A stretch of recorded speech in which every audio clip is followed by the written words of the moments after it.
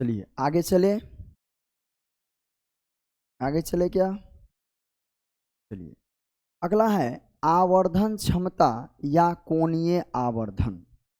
ध्यान देंगे, कह रहा है आवर्धन क्षमता या कोणीय आवर्धन।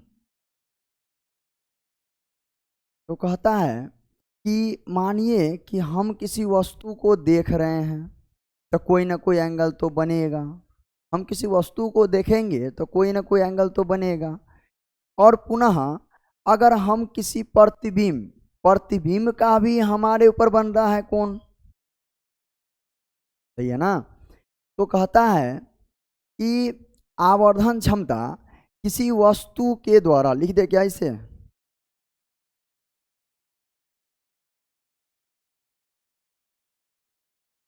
एक फॉर्मूला देखिएगा,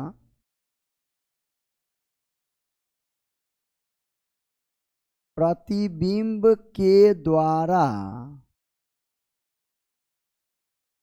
प्रतिबिंब के द्वारा मानव नेत्र पर, मानव नेत्र पर बना कोण और वस्तु के द्वारा मानव नेत्र पर बना कोण का ही अनुपात आवर्धन क्षमता कहलाता है। क्लियर है? आवर्धन क्षमता किसे कहते हैं?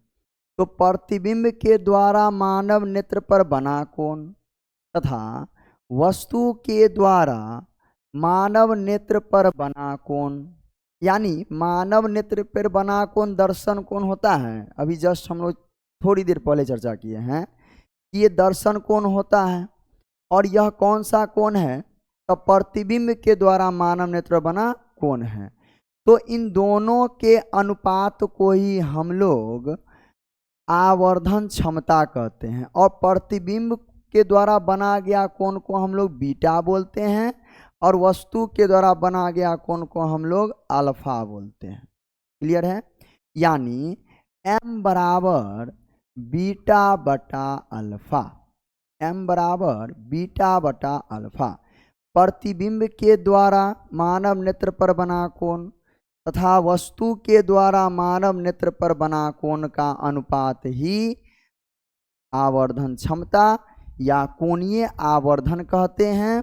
और इसे हम लोग m से सूचित करते हैं। किससे सूचित करते हैं? इसे हम लोग सूचित करते हैं, इसे हम लोग स्मॉल m से सूचित करते हैं।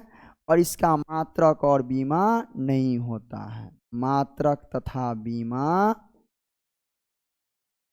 नहीं होता है, नहीं होता।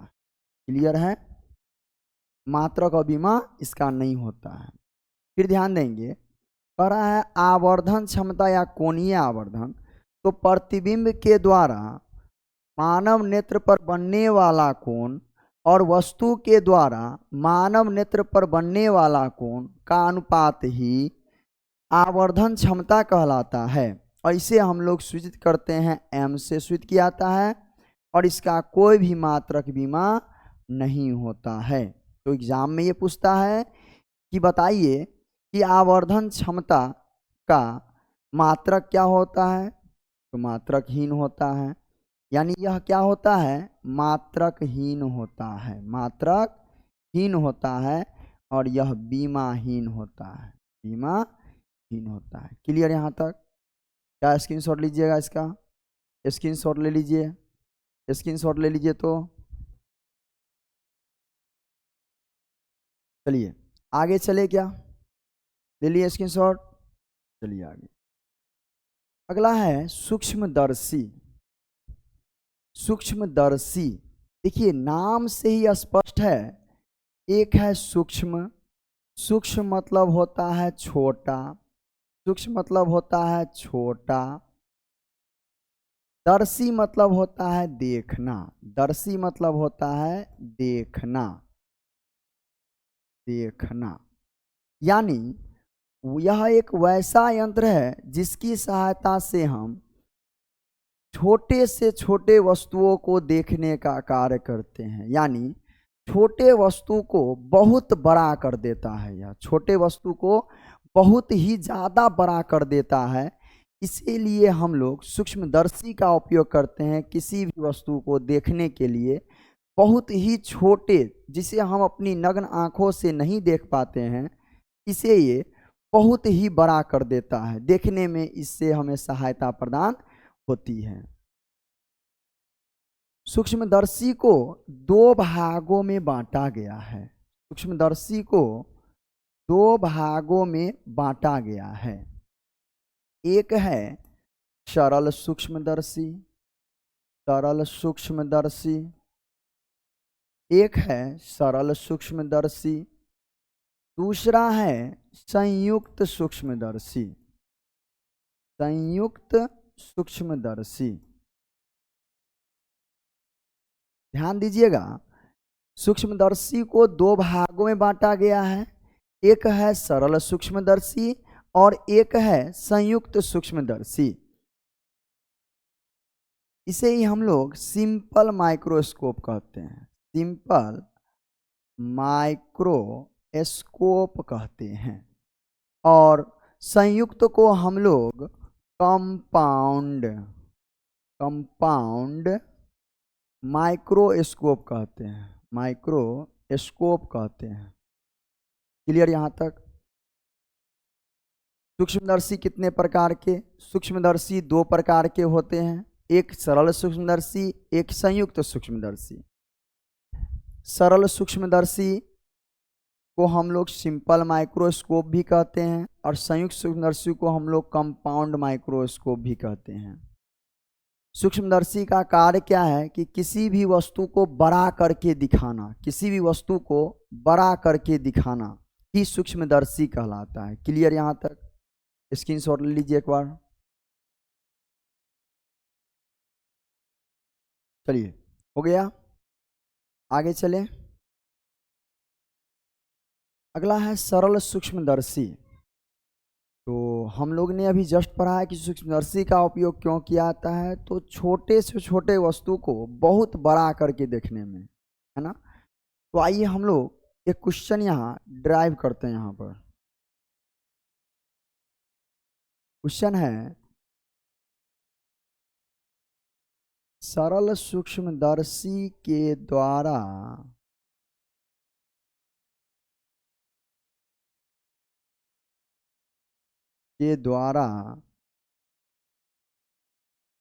आवर्धन क्षमता का व्यंजक ज्ञात करें। व्यंजक ज्ञात करना है, फॉर्मूला निकालना है। सरल सूक्ष्मदर्शी के द्वारा आवर्धन क्षमता की व्यंजक क्या होगी, फॉर्मूला ड्राइव करना है।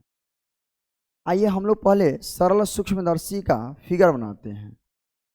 सरल सूक्ष्मदर्शी का हम लोग फिगर बनाते हैं।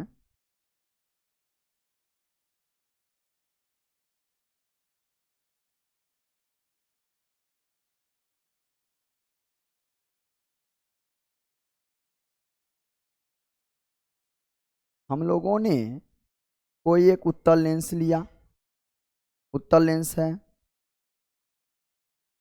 इसके बीच में लंब डाल देते हैं।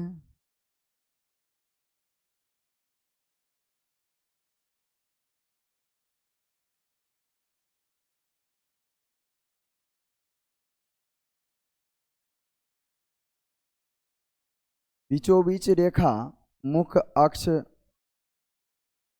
ये हो गया मुख्य अक्ष हो गया। क्लियर यहाँ तक? जा रही है क्या? चलिए थोड़ा सा इसे छोटा कर लेते हैं।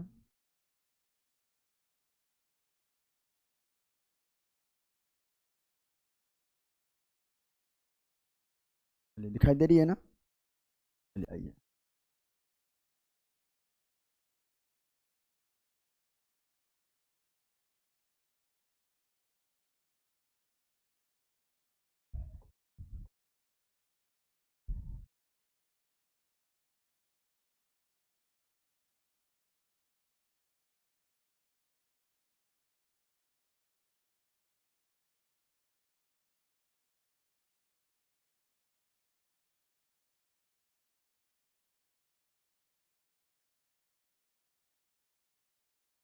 चलिए, क्लियर है यहाँ तक? तो ध्यान होगा कि इसके मध्य बिंदु को क्या कहते हैं, लेंस के मध्य बिंदु को हम लोग क्या कहते हैं, प्रकाशीय केंद्र कहते हैं, जिसे हम लोग ओ से सूचित करते हैं। सबको ध्यान होगा। चलिए, लेंस में दो फोकस दूरी होते हैं और दो वक्ता त्रिज्या होते हैं, यानी मुख्य फोकस भी दो होंगे और वक्ता त्रिज्या, वक्ता केंद्र भी कितने हो जाएंगे, दो हो जाएंगे। आइए हम एक्यूरेट बनाने के लिए स्केल का उपयोग करते हैं।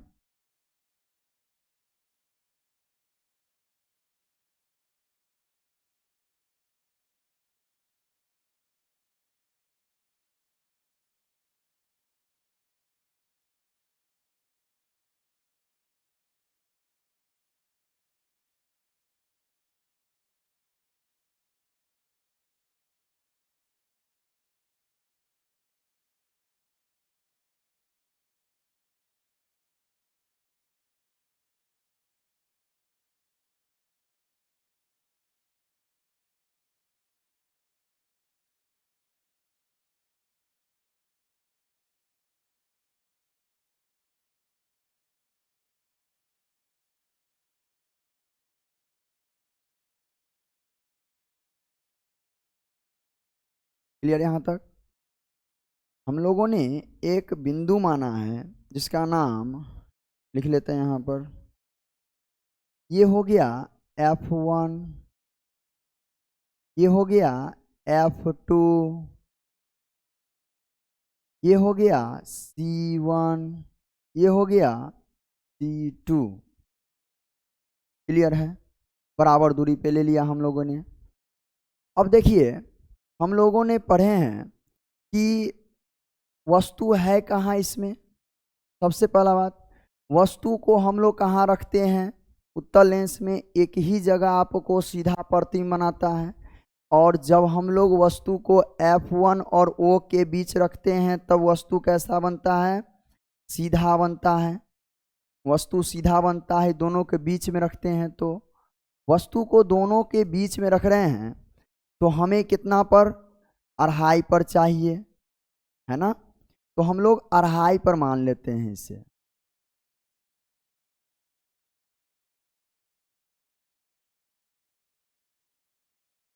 चलिए, अढ़ाई पर हम लोगों ने वस्तु को माना,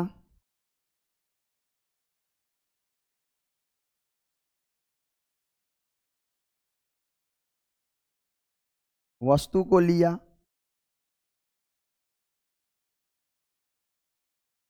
क्लियर यहाँ तक? अब हम लोग पढ़े हैं कि समांतर जाती है तो कहाँ से लौटेगी, समांतर जाएगी फोकस से लौटेगी। जी हाँ, समांतर जाएगी, कहाँ से लौटेगी, फोकस से लौटेगी। समांतर ले जाते हैं प्रकाश की किरणें को, समांतर ले जाते हैं प्रकाश की किरणें को।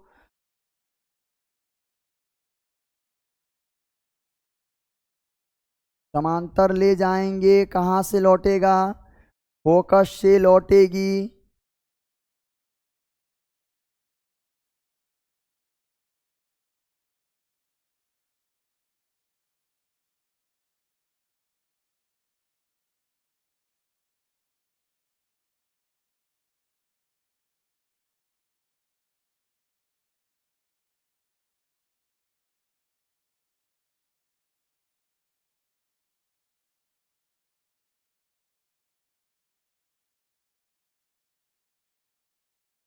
समांतर जाएगी, कहाँ से लौटेगी, फोकस से लौटेगी। समांतर जा रही है, लौट कहाँ से रही है, फोकस से लौट रही है। समांतर जा रही है, ध्यान देंगे, समांतर जा रही है, कहाँ से लौट रही है, फोकस से लौट रही है। क्लियर है? और एक और पढ़ा है हम लोग कि यदि प्रकाशीय केंद्र से कोई भी वस्तु जाती है तो वह उसी रास्ते से सीधी निकल जाती है, उसी रास्ते से सीधी निकल जाती है। आइए ध्यान दे, प्रकाशीय केंद्र से ले जा रहे हैं वस्तु को,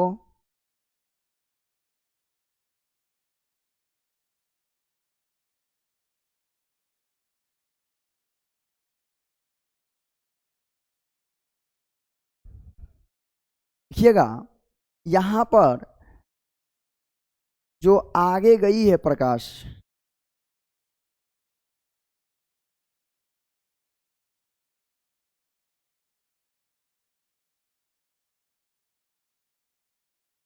यह फैलती हुई नजर आ रही है। प्रकाश किरण क्या हो रही है? फैलती हुई नजर आ रही है। तो यहाँ तो नहीं कटा, तो कटने के लिए कहाँ, अब हम जो प्रकाश की किरण की आखिरी रेखा गई है उसे कहाँ ले जाएंगे हम लोग? पीछे ले आते हैं, और पीछे ले जाएंगे तो वो किस में आ जाएगा? डॉटेड में आ जाएगा। किस में आ जाएगा वो? डॉटेड में आ जाएगा।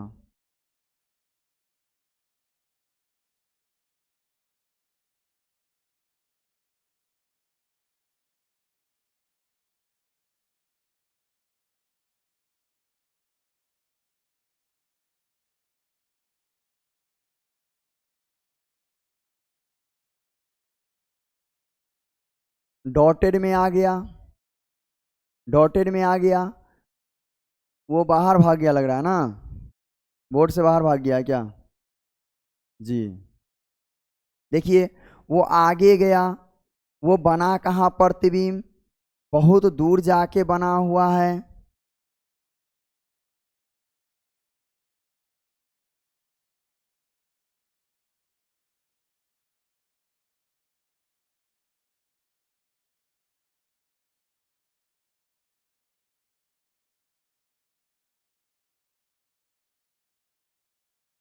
बहुत ही दूर जाकर बना है यह प्रतिबिंब। क्लियर यहाँ तक? सभी को क्लियर है यहाँ तक? अब यहाँ ध्यान देंगे कि सबसे पहला बात, थोड़ा सा यहाँ ध्यान देंगे, हमने वस्तु को रखा है एफ और ओ के बीच, तो सीधी वो निकल गई। प्रतिबिंब देखिए, वस्तु कितना छोटा था, प्रतिबिंब कितना बड़ा बन गया। यानी यही तो है सरल सूक्ष्मदर्शी। सरल सूक्ष्मदर्शी किसी भी छोटे वस्तु को बड़ा से बड़ा बनाने का कार्य करता है। सरल सूक्ष्मदर्शी किसी भी छोटे वस्तु को बड़ा से बड़ा बनाने का कार्य करता है। क्लियर यहाँ तक? फोटो लीजिए क्या, स्क्रीनशॉट ले लीजिए एक बार। चलिए, हो गया क्या?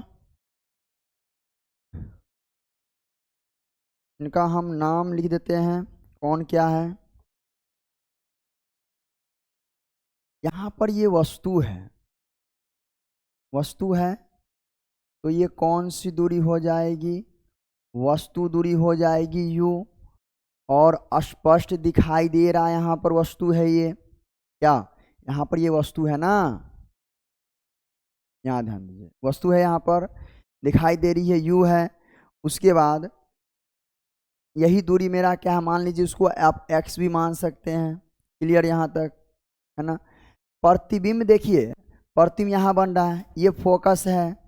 फोकस इसका उत्तल लेंस का कहाँ होता है? फोकस प्लस में होता है। क्लियर है? वक्ता त्रिज्या भी प्लस में होती है। यहाँ प्रतिबिंब, प्रतिबिंब यहाँ बन रहा है, तो ये जो दूरी है वह दूरी भी होगा, प्रतिबिंब दूरी भी, है ना? यहाँ पर वस्तु भी माइनस में रखी गई है, प्रतिबिंब भी माइनस में बन रहा है। लेकिन जब हम लेंस लगा दिए, सरल सूक्ष्मदर्शी लगा दिए, तो हमें स्पष्ट दिखाई दे रहा है। और स्पष्ट दिखाई दे रहा है, इसीलिए क्या इसे हम डी बोल सकते हैं? डी, सबसे स्पष्ट देखने की दूरी डी बोला जाता है। क्लियर यहाँ तक? क्या हम डी लिख सकते हैं इसको यहाँ तक? आगे चलें, फोकस मेरा इधर है, फोकस ये हो जाएगा, और फोकस क्या हो जाएगा? प्लस में एफ, और त्रिज्या भी किस में हो जाएगा? त्रिज्या भी आपको आ जाएगा प्लस में, वक्ता त्रिज्या आर हो जाएगा। क्लियर है यहाँ तक? कोई दिक्कत नहीं ना? चले आगे क्या? अब देखिए, यहाँ से हम किसी वस्तु को देख रहे थे, यहाँ से किसी वस्तु को हम देख रहे थे, यहाँ से किसी वस्तु को हम देख रहे थे, है ना? तो ये प्रतिबिंब के साथ बनने वाला कौन है? अब प्रतिबिंब के साथ बनने वाले कोण को हम लोग बीटा बोलते हैं। प्रतिबिंब के साथ बनने वाले कोण को हम लोग बीटा बोलते हैं, अभी जस्ट पढ़े हैं हम लोग। और दर्शन कोण यानी वस्तु के साथ बनने वाले कोण को हम लोग अल्फा बोलते हैं। यहाँ तक कोई प्रॉब्लम नहीं ना प्रॉब्लम है। चले आगे। क्या देखिए, प्रतिबिंब जो ये बन रहा है, ये प्रतिबिंब कैसा बन रहा है बताइए एक बार। प्रतिबिंब जो बन रहा है, बोर्ड के पार चला गया है वो, बहुत दूर चला गया है वो, चलिए कोई बात नहीं। प्रतिबिंब जो बन रहा है वह काल्पनिक बन रहा है, काल्पनिक बन रहा है, सीधा बन रहा है और बहुत बड़ा बन रहा है, बहुत बड़ा बन रहा है। यही तो कार्य है, यही तो कार्य है किनका? तो सरल सूक्ष्मदर्शी का बड़ा करने का कार्य तो है।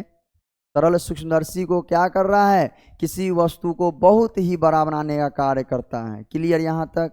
आगे चले क्या? आगे चले क्या? स्क्रीनशॉट लीजिएगा क्या? आगे पेज में चले क्या? क्या इसी में बना लें? चलिए देखते हैं हम लोग। अब हम लोग दर्पण सूत्र पढ़े हैं सभी स्टूडेंट, दर्पण सूत्र पढ़े हैं क्या? दर्पण सूत्र, दर्पण सूत्र कहाँ चौकन्ना हो रहे हैं? ये लेंस है, लेंस सूत्र ये क्या है? लेंस है। और लेंस सूत्र हम लोग जानते हैं क्या होता है? 1/v माइनस 1/u बराबर 1/f। आप लोग भी चौकन्ना हो रहे हैं क्या? चलिए, ये लेंस सूत्र है 1/v माइनस 1/u बराबर 1/f। धड़फड़ाइए मत, ध्यान से देखिए। आगे चलिए, तो बताइए हम लोग दर्पण सूत्र से जानते हैं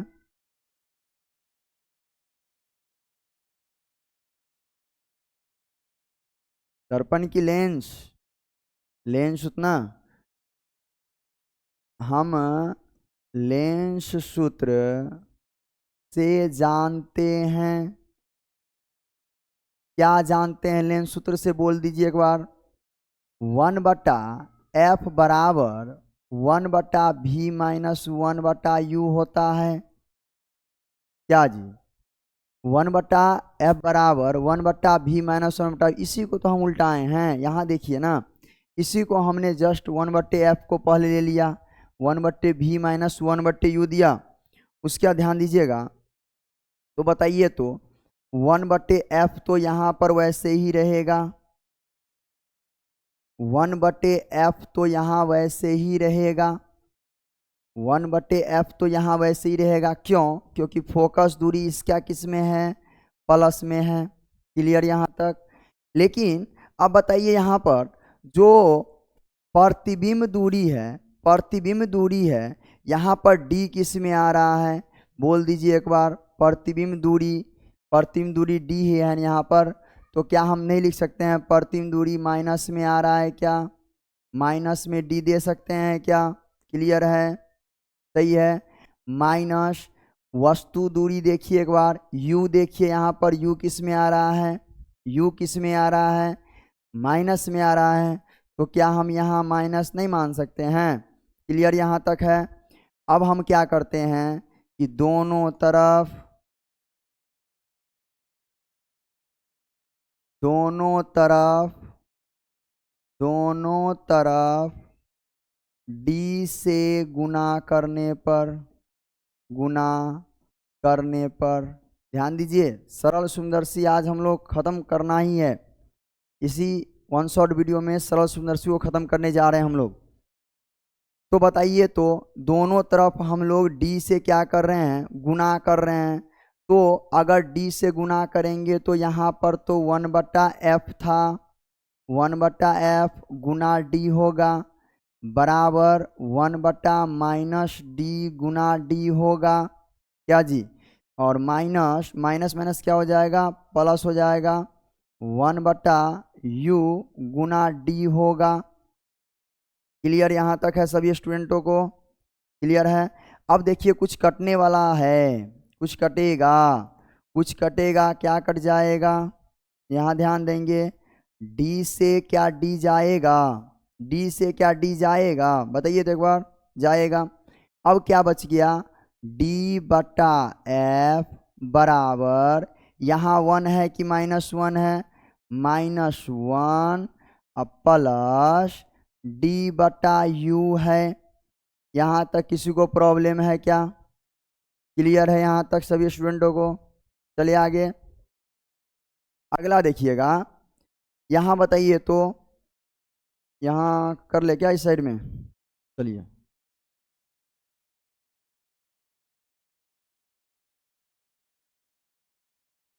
यहाँ माइनस में है, अगर ये इस साइड आ जाए तो प्लस में होगा, ये माइनस इस साइड आ जाए तो प्लस हो जाएगा क्या, ये माइनस इस साइड आ जाए प्लस हो जाएगा क्या, हो जाएगा।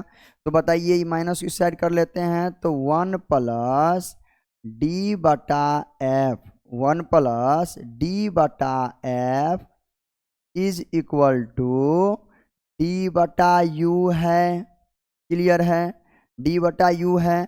अब बताइए एक चीज़, हम लोगों ने डी बटा यू, देखिए डी यहाँ है, बटा यू है, और डी बटा यू यानी क्या हम लोग आवर्धन पढ़े हैं, आवर्धन पढ़े हैं, प्रतिबिंब की दूरी बटा वस्तु की दूरी, क्या जी सही है?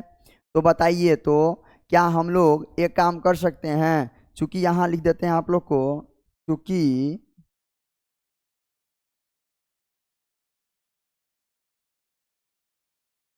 क्योंकि m बराबर होता है v बटे u होता है जी, क्या जी, m बराबर v बटे u होता है, और यहाँ पर जो v है वही तो मेरा d है, तो क्या d बटा u नहीं हो जाएगा, d बटा u नहीं हो जाएगा।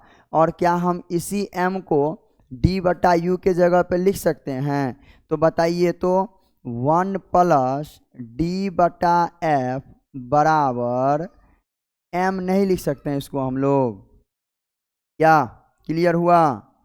m बराबर 1 प्लस डी बटा एफ, क्या क्लियर हो गया? m बराबर 1 प्लस डी बटे एफ हो सकता है। क्लियर यहाँ तक? यही तो हमें साबित करना था।